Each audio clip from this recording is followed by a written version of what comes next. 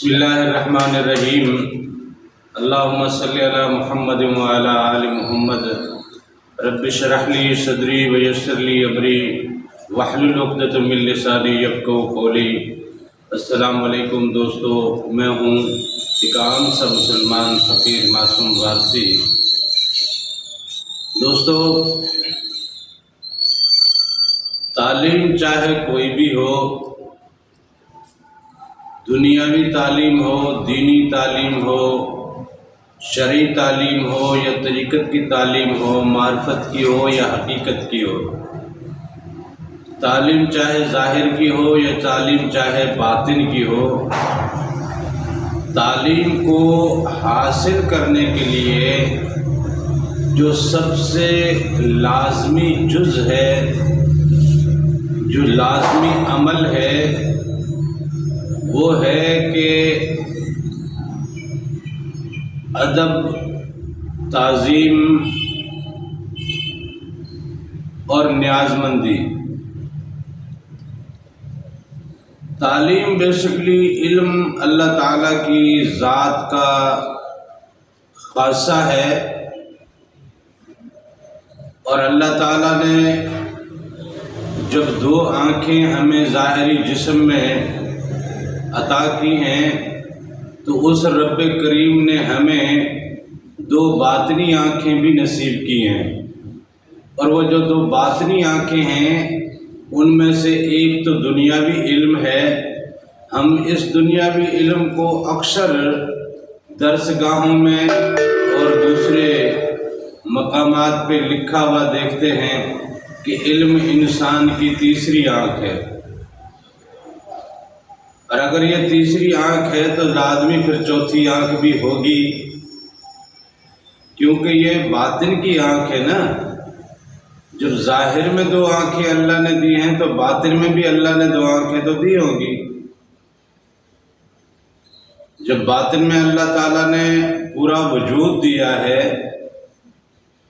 تو اللہ تعالیٰ نے باطن میں دو آنکھیں بھی دی ہوں گی، اور جو دو باطن کی جو دو آنکھیں ہیں وہ ایک تو علم ہے دنیا کا، اور دوسرا علم ہے اللہ کے اپنی ذات کا، یا یوں کہیں کہ جو بندے کی اپنی ذات کا علم ہے،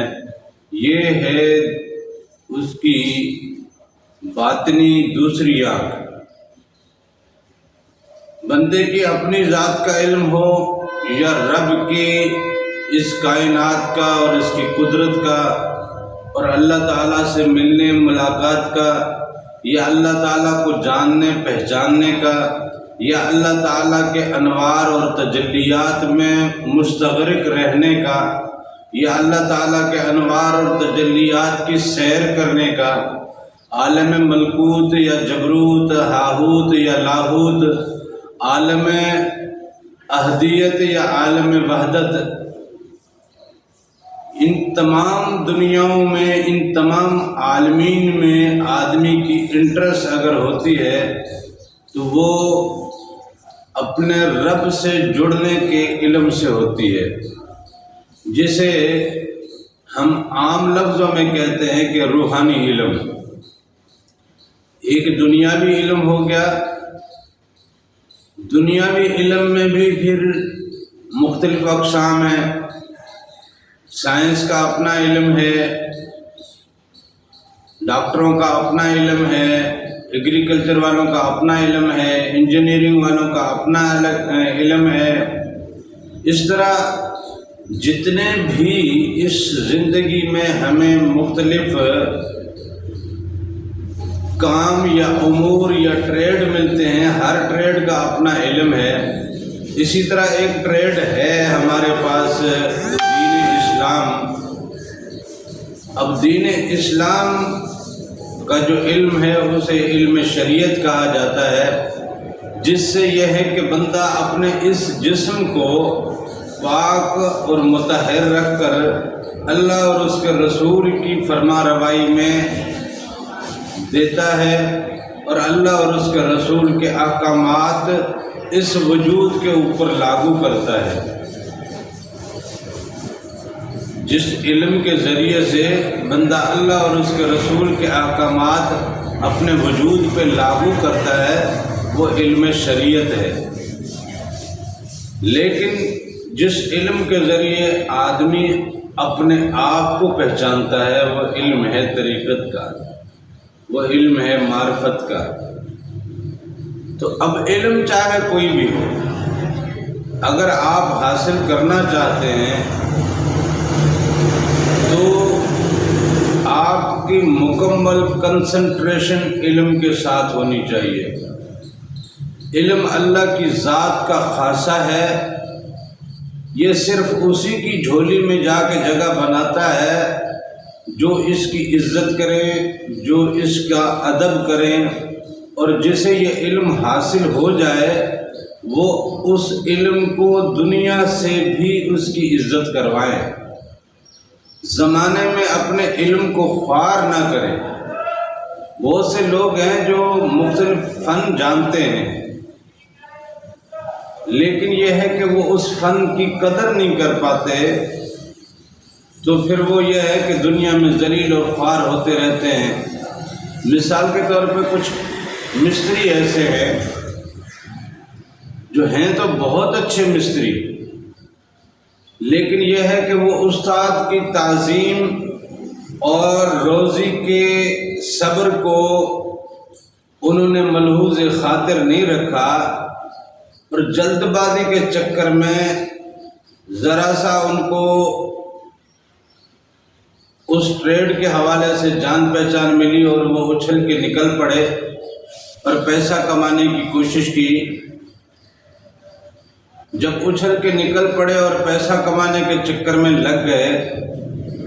تو اس علم نے انہیں ذلیل کیا، ان کے فن نے انہیں ذلیل کیا۔ بہترین مستری ہونے کے باوجود بھی در بدر ہیں اور گھر میں پھاکے۔ اس طرح بہت سے درزی ایسے ہیں، بہت سے ڈاکٹر ایسے ہیں، بہت سے حکیم ایسے ہیں، اسی طرح بہت سے عالم دین بھی ایسے ہیں کہ جو اللہ تعالیٰ نے ان کو فن دیا تھا یا جو اللہ تعالیٰ نے ان کو علم دیا تھا شریعت کا یا شریعت کے اسلوب کا جو فن انہیں ملا تھا، انہوں نے اس سے دنیا خریدنے کی پوری کوشش کی، لہذا اس علم نے انہیں عزت اور تعظیم نہیں دی۔ وہ عالم دین ہو کر بھی کہیں پہ دینی فرائض انجام نہیں دے پاتے اور وہ زمانے میں ذلیل اور رسوا رہتے۔ دنیا کے وہ لوگ جو اپنے علم سے عزت کماتے ہیں نا، پیسہ خود بخود ان کی جیب میں گرتا ہے، دنیا خود بخود ان کی جیب میں گرتی ہے۔ زمانہ نہ جانے کہاں کہاں سے ڈھونڈ کے اس کے پاس آتا ہے، اور پھر جو اپنی زبان سے وہ کہتا ہے زمانہ وہ ادا بھی کرتا ہے۔ لیکن شرط یہ ہے کہ جو علم آپ کو ملا ہے آپ اس کی عزت کریں، اس کی قدر کریں۔ علم عزت اور ادب کے بغیر آپ کی کسی کام نہیں آتا، اور وہ آپ کو فیض بالکل ہی نہیں دیتا، بلکہ وہ الٹا آپ کو رسوا اور خوار کر دیتا ہے۔ لہذا حصول علم کا طریقہ تو یہ ہے کہ آدمی مکمل ادب کے ساتھ جہاں سے علم مل رہا ہے اس درسگاہ سے یا اس استاد سے اپنے آپ کو عاجزانہ انداز میں کنسنٹریٹ کرے، اور جو علم اسے مل رہا ہے وہ مکمل ادب کے ساتھ اس کو اپنے دل میں اپنے اندر میں جگہ دے بغیر کسی لالچ کے۔ لیکن آج کے دور میں تو پڑھایا ہی اس لیے جاتا ہے تاکہ دنیا کمائی جا سکے، پیسہ کمایا جا سکے، اچھی ڈگری لوگے تو اچھی نوکری ملے گی، یہ ہوگا وہ ہوگا۔ عجیب ہم نے نفسیات بنا دی ہے بچے کی، ہم نے بچے کی تعلیم کو دنیا کی لالچوں میں گھیر کے رکھا ہے،